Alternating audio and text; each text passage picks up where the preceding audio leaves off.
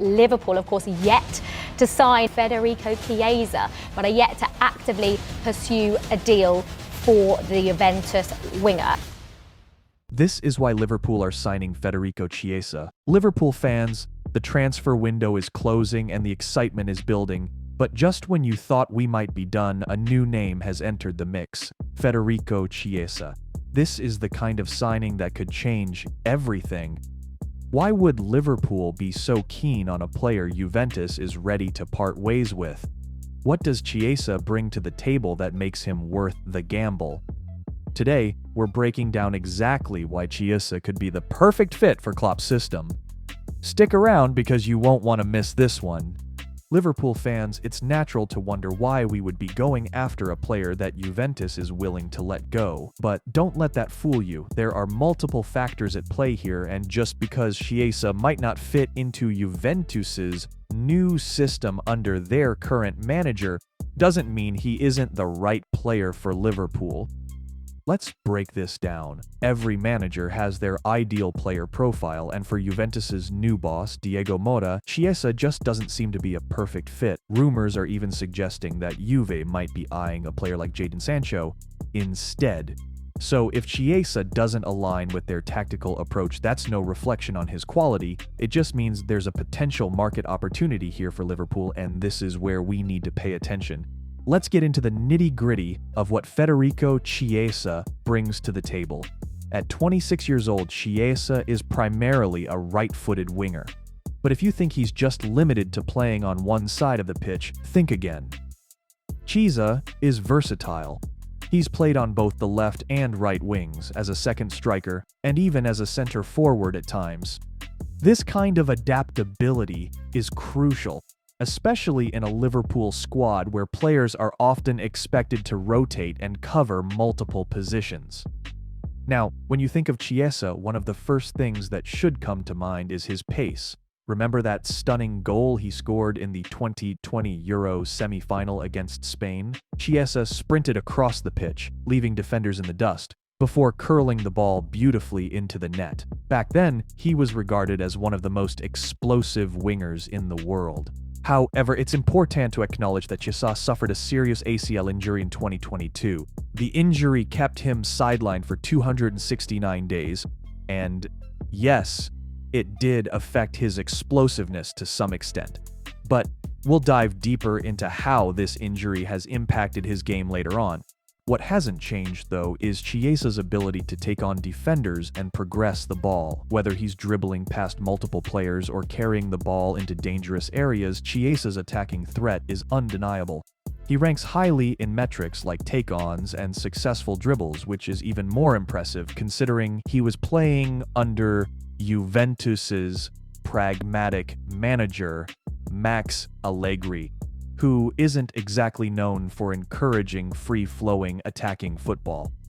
Now, you might not initially think of Chiesa as a creative force in the same vein as, say, a Kevin De Bruyne, but his numbers from last season tell a different story. Chiesa ranked in the 99th percentile for shot-creating actions compared to other forwards. Whether through live play, set pieces, or drawing fouls, he was consistently a threat to create scoring opportunities for his teammates. His passing stats also deserve a closer look.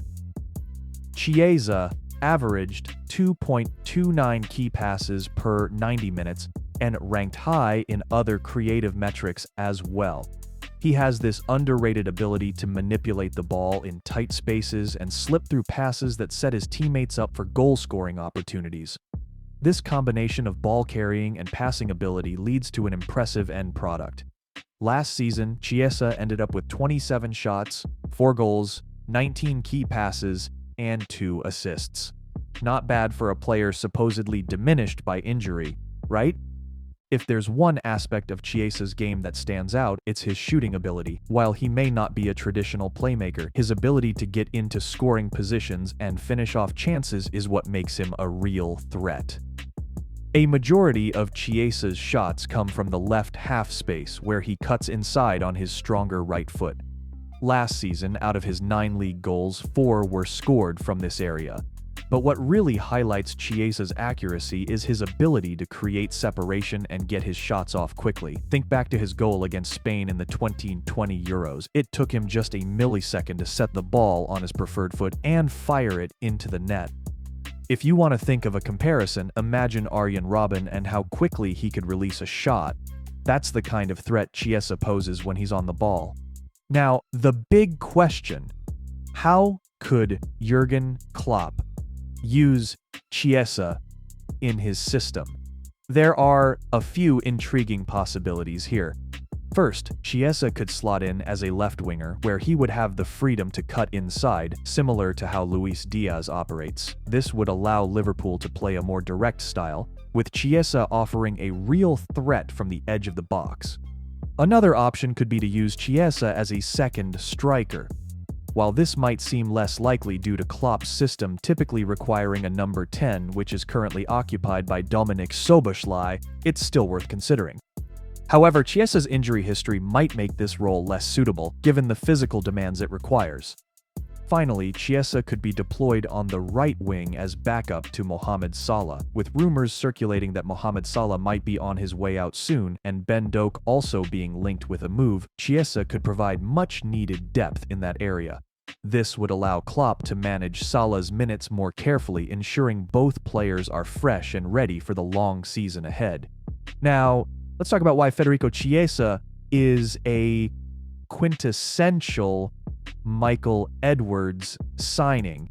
For those unfamiliar, Edwards, Liverpool's former sporting director, is known for his opportunistic approach to the transfer market, and Chiesa fits this mold perfectly. First, Juventus are looking to offload Chiesa because he doesn't fit into their new manager's plans. They've already signed 2 new wingers and are reportedly eyeing Jadon Sancho as well. Offloading Chiesa would help balance their books, making him available for a reasonable fee. This is a market opportunity that Edwards and now Julian Ward wouldn't want to pass up.